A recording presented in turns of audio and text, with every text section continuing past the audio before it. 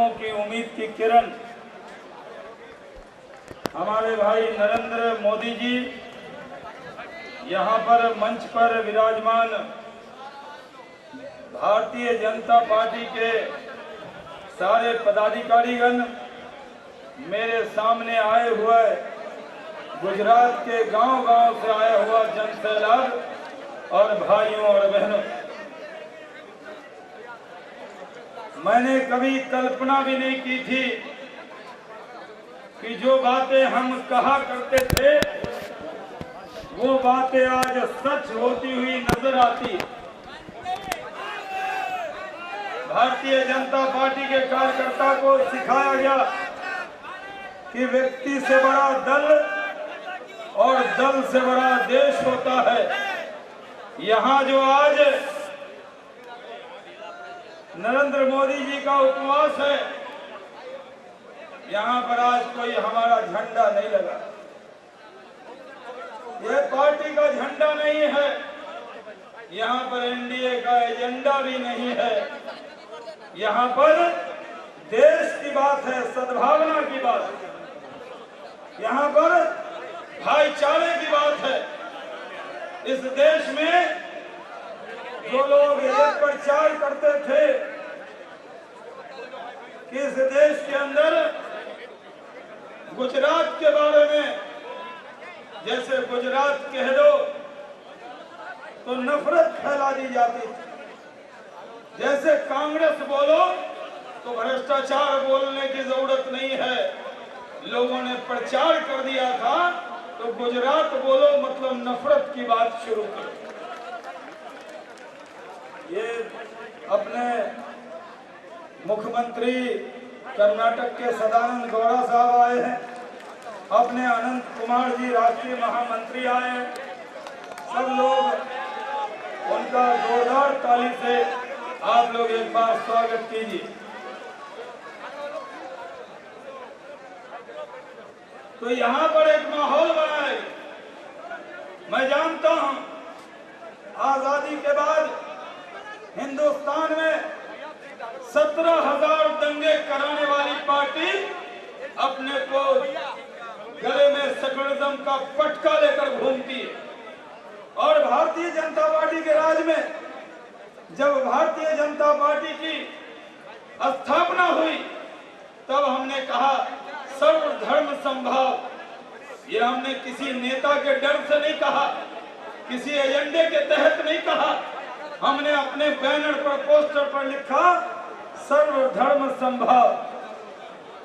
हमने सर्वधर्म समभाव की बात, लेकिन हमने ये भी लिखा कि दंगा मुक्त शासन के लिए भारतीय जनता पार्टी के साथ आए।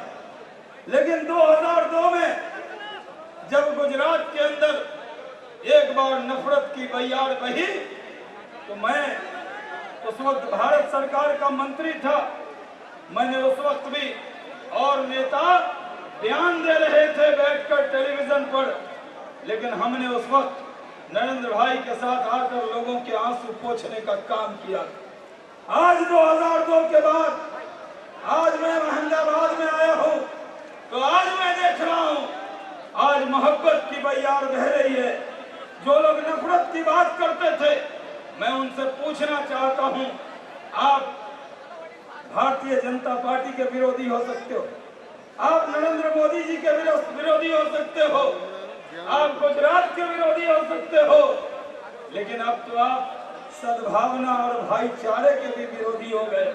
मैं पूछना चाहता हूँ, क्या सद्भावना की बात करने का कॉन्ट्रैक्ट ये तथाकथित धर्मनिरपेक्ष पार्टी के नेता के पास?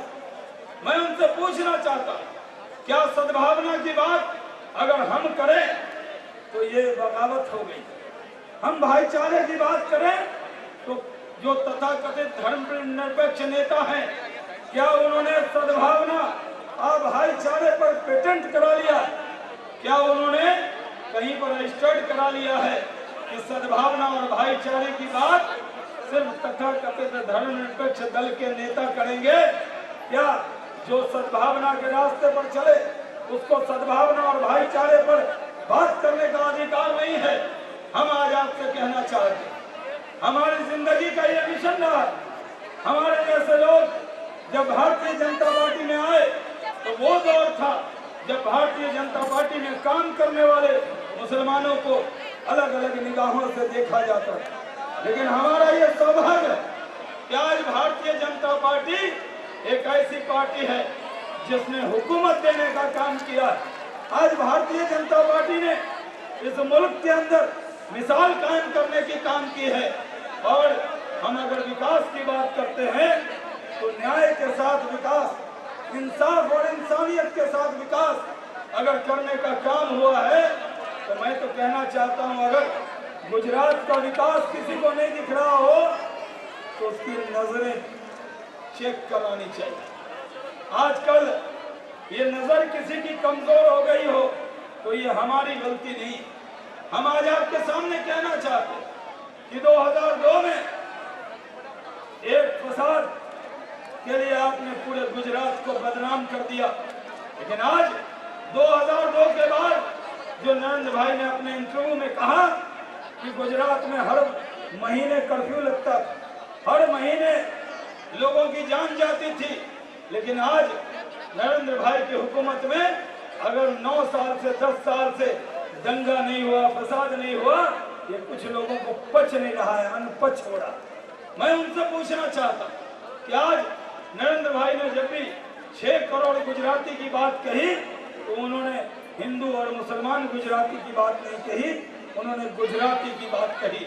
और मैं आज इस मंच से कहना चाहता हूं कि इस देश के अंदर अगर आप हाथी के 2 दांत होते, एक खाने वाले एक दिखाने वाले, ये जो तथाकथित धर्मनिरपेक्ष दल हैं, ये कांग्रेस सहित ये दल हैं, ये जो अकलियतों से जो इनकी मोहब्बत है वो हाथी के बड़े दांत हैं, दिखाने वाले, उनसे कोई फायदा नहीं होता।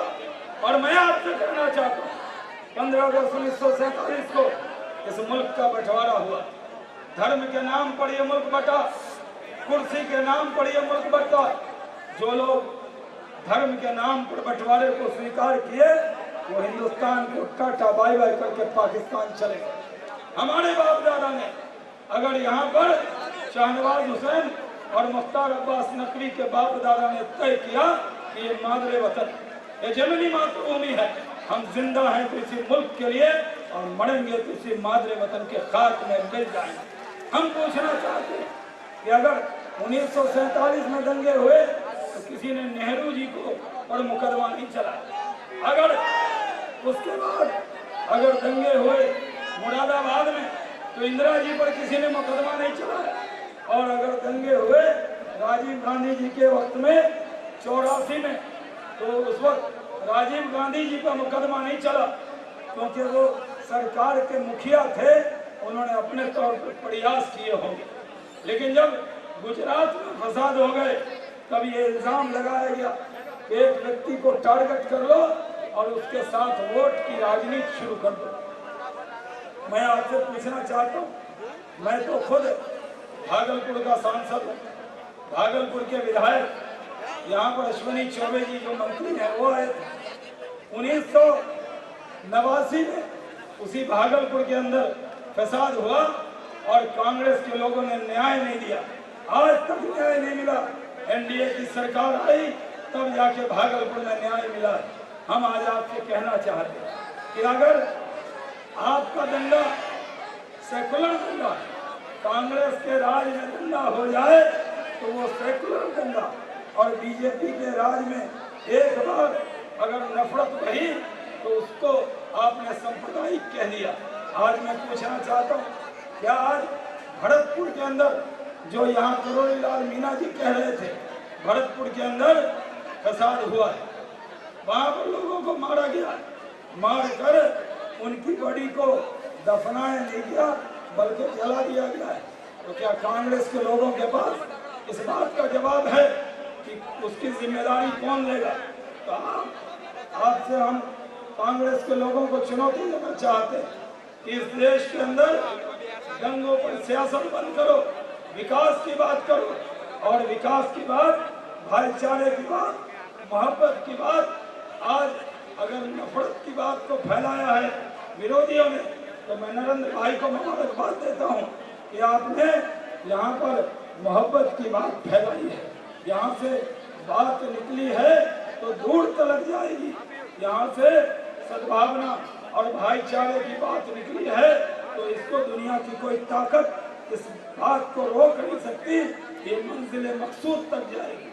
और हम ज्यादा नहीं कहते हुए आज आपके सामने कहता है कि नरेंद्र भाई एक दरिया की तरह है, एक नदी की तरह है जिसका रास्ता कोई रोक नहीं सकता है। एक शायर ने कहा कि दरिया हो खामोश तो मत समझ की रवानी नहीं है। दरिया हो खामोश तो मत समझ की रवानी नहीं है। हम हैं अपने फर्ज से मजबूर, मत समझ जोशे जवानी नहीं है। हम हैं अपने फर्ज से मजबूर, मत समझ जोशे जवानी नहीं है। उठेंगे तो तूफान बनकर उठेंगे, अभी हमने उठने की ठानी नहीं है। बहुत बहुत शुक्रिया। जय